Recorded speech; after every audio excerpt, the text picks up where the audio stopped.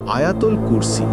জিনরা মিথ্যাবাদী এবং সে আবার আসবে, কিন্তু কিভাবে কোনো শয়তান তোমার কাছে আসতে পারবে না।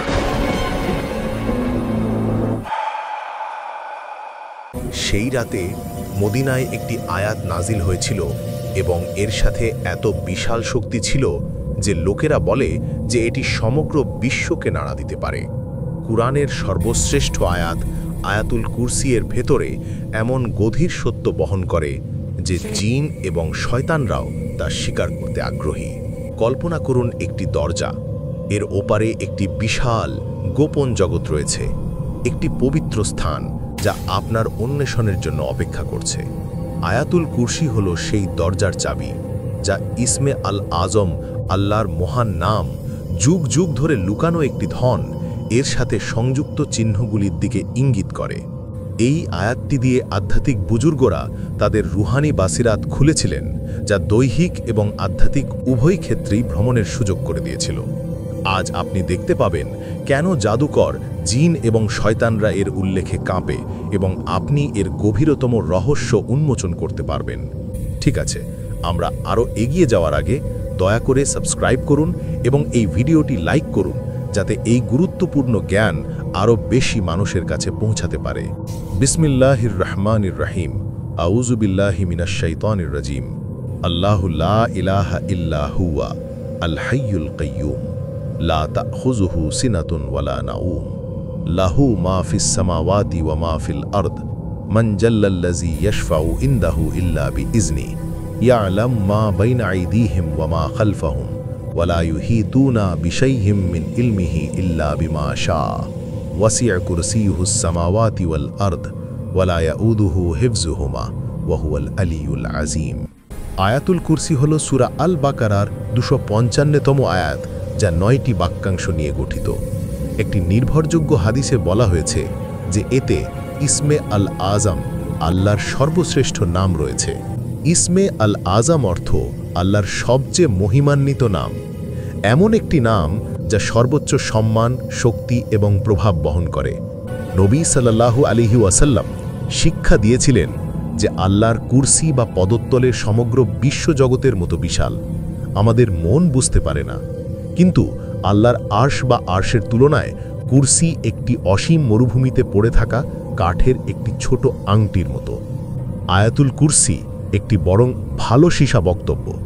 এটি আল্লাহর কুরসি, তার আরশ, তার শক্তি, তার জ্ঞান, তার সার্বভৌমত্ব, তার অনন্ত জীবন এবং তার অসীম শক্তির কথা বলে। এই আয়াতটি ইসমে আল আজমের সবচেয়ে কাছের আয়াত হিসাবে দাঁড়ায়। আয়াতুল কুরসি তেলাওয়াতের মাধ্যমে যদি কেউ অদৃশ্য জগৎ দেখতে পেত, তাহলে তার হৃদয় কেঁপে উঠত এবং তা সহ্য করা কঠিন হয়ে যেত। আয়াতুল কুরসি সম্পর্কে কিছু আশ্চর্যজনক হাদিস রয়েছে, যা সত্যি এটি কতটা অন্যরকম তা দেখায়। হযরত আবু হুরায়রা রাদিয়াল্লাহু তাআলা আনহু বর্ণনা করেন যে কিছু সময়ের জন্য নবী সাল্লাল্লাহু আলাইহি ওয়াসাল্লাম তাকে জাকাতের খেজুর পাহারা দেওয়ার দায়িত্ব দিয়েছিলেন। খেজুর রহস্যজনকভাবে হ্রাস পেতে শুরু করে। এক রাতে আবু হুরায়রা রাদিয়াল্লাহু তাআলা আনহু অপেক্ষা করে একটি প্রাণীকে দেখতে পান, একটি লম্বা যুবক যিনি আসসালামু আলাইকুম বলে স্বাগত জানাচ্ছিলেন। নিজেকে জিন দাবি করা প্রাণীটি।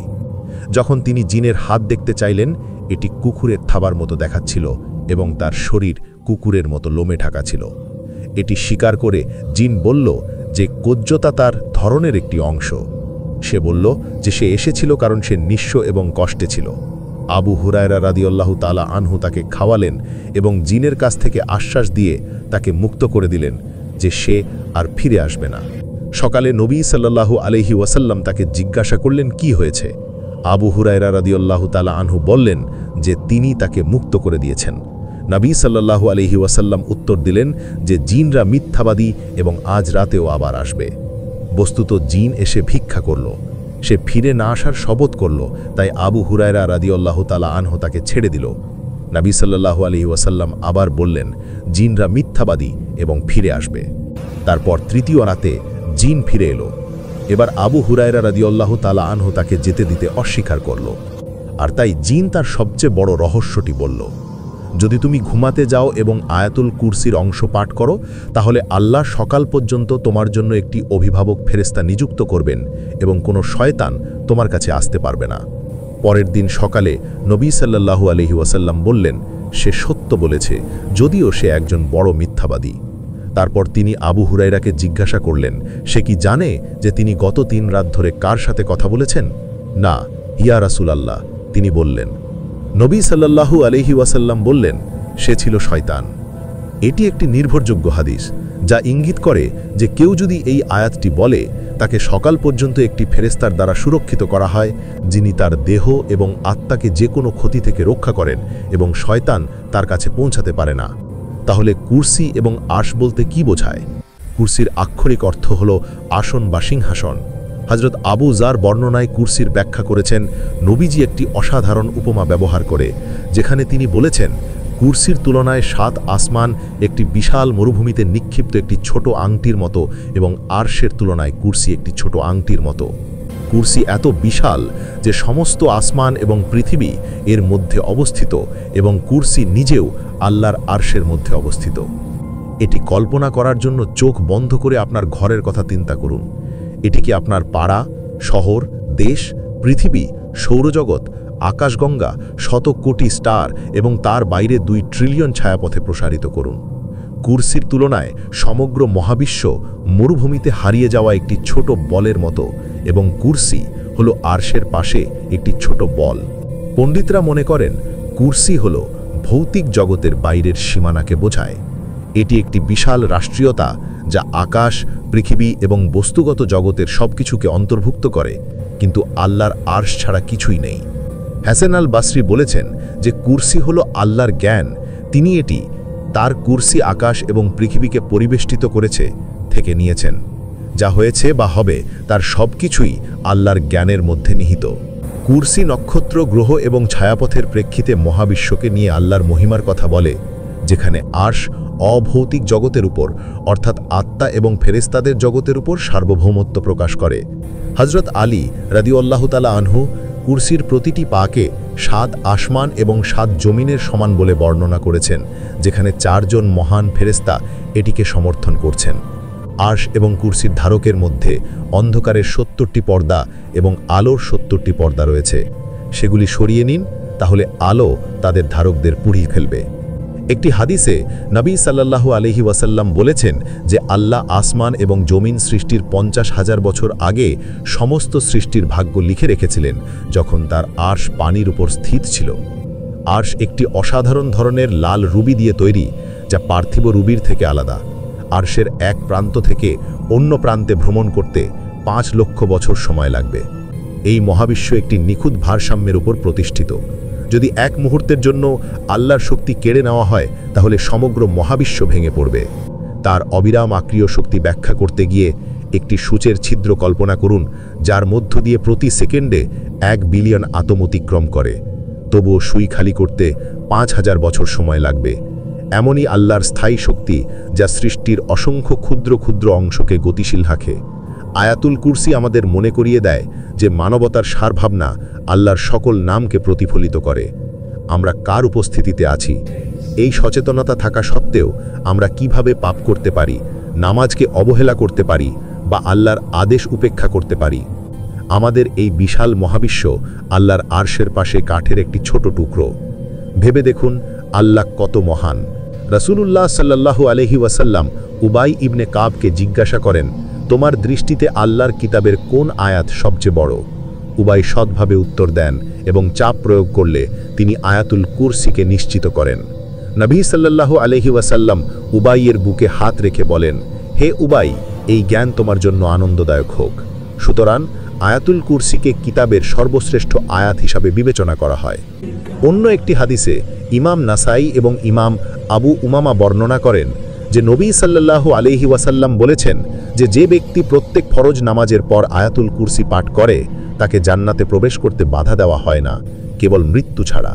এটি একটি স্মরণ করিয়ে দেয় যে আয়াতুল কুরসি আত্মাদের চিরজীবনের দিকে পরিচালিত করে। আয়াতুল কুরসি কিভাবে আধ্যাত্মিক অন্তর্দৃষ্টি জাগ্রত করার জন্য পাঠ করা উচিত? প্রথমে দেহ এবং বস্তু জগৎ থেকে আলাদা হয়ে আত্মার কাছে যান এবং প্রকৃত অর্থ অনুসন্ধান করুন। তারপর আয়াতের বাক্যাংশ অনুযায়ী স্টাডি করুন। আল্লাহ হলেন সর্বশ্রেষ্ঠ নাম, যার মধ্যে রয়েছে অসীম শক্তি, জ্ঞান এবং করুণা। লা ইলাহা ইল্লাহু, আল্লাহ ছাড়া কোনো উপাস্য নেই। সমস্ত মিথ্যা দেবতাকে অস্বীকার করে, সম্পদ, খ্যাতি, অহংকারের মূর্তি। একমাত্র আল্লাহই উপাসনা, ভালোবাসা এবং প্রার্থনার যোগ্য। যখন এই সত্যটা ডুবে যায় তখন ভয় বিলীন হয়ে যায়। আল হাইয়ু, চিরজীবী, আমরা মরি কিন্তু তিনি করেন না। আল কাইয়ুম, স্বয়ংসম্পূর্ণ, যিনি সকলকে ধারণ করেন। তুমি শ্বাস নাও কারণ তিনি তোমাকে শ্বাস দেন। তোমার হৃদয় তার ইচ্ছায় স্পন্দিত হয়, তার ইচ্ছার শক্তিতে মহাবিশ্ব টিকে আছে। লা তাহুজুহু সিনাতুন ওয়ালা নাউম, তিনি ঘুমান না, ঘুমো নান না, তুমি ক্লান্ত হও। লা তাহুজুহু সিনাতুন ওয়ালা নাউম উত্তর করে চলে যান। লাহু মা ফিস সামাওয়াতি মা ফিল আরদ, আসমান এবং জমিনে যা কিছু আছে সবই তার, সব কিছুই তার কাছ থেকে আমানত। মান জাল্লাজি আসফাহু ইন্দাহু ইল্লা বিজনি, তিনি ব্যতীত কে সুসুপারিশ করতে পারে। পছন্দ, রিজিক, জীবন সব কিছুই আল্লাহর কাছ থেকে আসে, শুধুমাত্র তার কাছেই প্রার্থনা করুন। ইসমে আল আজম আয়াতুল কুরসির মধ্যে লুকিয়ে আছে একটি গোপন আলো, যা মহাবিশ্বকে উন্মুক্ত করবেন, প্রার্থনা কবুল করবেন এবং ইচ্ছা পূরণ করবেন। এটি সর্বশ্রেষ্ঠ নাম, যেমন লাইলাতুল কদর রমজানে লুকিয়ে আছে। এর শক্তি আকাশ ও জমিনকে কাঁপিয়ে দেয়, এই পৃথিবী এবং আখেরাতের জীবনকে পরিবর্তন করে। পণ্ডিত সাধকদের কাছে এটি একটি বিরাট রহস্য হিসেবে রয়ে গেছে। আল্লাহর সর্বোচ্চ নাম। প্রকৃত সুখ মারিফাতুল্লাহ এবং মহাব্বাতুল্লাহ, আল্লাহকে জানা এবং ভালোবাসার মাধ্যমেই উৎপন্ন হয়। ইসমে আল আজম একজন ব্যক্তিকে তাকে সবচেয়ে ভালোভাবে জানতে সাহায্য করে, তাই এটি উভয় জগতের সুখের চাবিকাঠি। শতাব্দীর পর শতাব্দী ধরে ইসমে আল আজম দ্বারা অনুসন্ধানকারীরা আহ্বান করে আসছেন। কেউ কেউ বলেন যে এটি সুন্দর নামগুলির একটি অংশ, আসমা উল হুসনা, কিন্তু ঠিক কোনটি গোপন রাখা হয়েছে। এই গোপনতা কেবল এর মূল্য বৃদ্ধি করে। ইবনে আরবি ইসমে আল আজমকে কেবল একটি শব্দ নয়, বরং আল্লাহর অর্থের গভীরতা হিসেবে বর্ণনা করেছেন, যা একটি পবিত্র হৃদয় দিয়ে আঁকড়ে ধরা উচিত, এবং এটি একজনের আধ্যাত্মিক মর্যাদার সাথে পরিবর্তিত হয়। ইমাম গাজ্জালি বলেছেন, ইসমে আল আজম প্রার্থনার উত্তর পাওয়ার সম্ভাবনা বেশি করে তোলে, তবে আত্মশুদ্ধি গুরুত্বপূর্ণ। এটি একটি পবিত্র হৃদয়ে প্রতিধ্বনিত হয়। যখন আল্লাহর প্রতি ভালোবাসা প্রস্ফুটিত হয়, তখন জীবন বদলে যায়। আল্লাহর ভালোবাসা অনুভব করার মুহূর্তেই হৃদয় কাঁপতে থাকে এবং অশ্রুধারা প্রবাহিত হতে থাকে। নবীর সুন্নাহ অনুসরণ করা হৃদয়ের মূল হয়ে ওঠে। এখন আল কাইয়ুম সম্পর্কে চিন্তা করুন, যা প্রায়ই ইসমে আল আজমের সাথে অন্তর্ভুক্ত। সৃষ্টি এবং জীবিকা আল্লাহর উপর নির্ভর করে, এবং মহাবিশ্ব তার কর্মের একটি অবিচ্ছিন্ন প্রকাশ। আল কাইয়ুমের রহস্য মহাজাগতিক ভারসাম্যের মধ্যে নিহিত। অসংখ্য প্রাণী আসে এবং যায়, চলমান থাকে, যাতে তা ওয়াজুন স্থায়ী হয়। কিছু পণ্ডিত ইসমে আল আজমকে আল্লাহু লা ইলাহা ইল্লাহু আর রহমানুর রহিম এবং আলিফ লাম মিমের মতো আয়াতে এবং মহান নামের সাথে প্রার্থনা সম্পর্কে অন্যান্য বর্ণনায় স্থান দিয়েছেন। আল্লাহ আমাদের এই জ্ঞানকে আন্তরিকতার সাথে ব্যবহার করার জন্য নির্দেশনা দিন। প্রতিদিন আয়াতুল কুরসি পাঠ করুন, এটি আপনার ঘরে রাখুন, এটি নিয়ে চিন্তা করুন এবং এর শক্তি দ্বারা সুরক্ষা, নিরাময়, রিজিক, ঋণ থেকে মুক্তি এবং সাফল্য কামনা করুন। আল্লাহ আমাদের বোঝার দর্পণ দান করুন, আমাদের রক্ষা করুন এবং জান্নাতুল ফেরদৌসের দিকে পরিচালিত করুন। যদি আপনি এটিকে সহায়ক বলে মনে করেন, তাহলে দয়া করে লাইক এবং শেয়ার করুন, যাতে অন্যরা উপকৃত হতে পারে। যদি আপনি কোনো ত্রুটি দেখতে পান, তাহলে দয়া করে সংশোধন করুন, এবং আল্লাহই ভালো জানেন। প্রতিদিন আয়াতুল কুরসি পাঠ করুন। আল্লাহ আপনাদের সকলকে তার সুরক্ষায় রাখুন। দয়া করে এই ভিডিওটি লাইক এবং শেয়ার করুন, যাতে যত বেশি সংখ্যক মানুষ উপকৃত হতে পারে। আল্লাহ আমাদের সকলকে ক্ষমা করুন এবং জান্নাতুল ফেরদৌসে, জান্নাতে সর্বোচ্চ মর্যাদা দান করুন।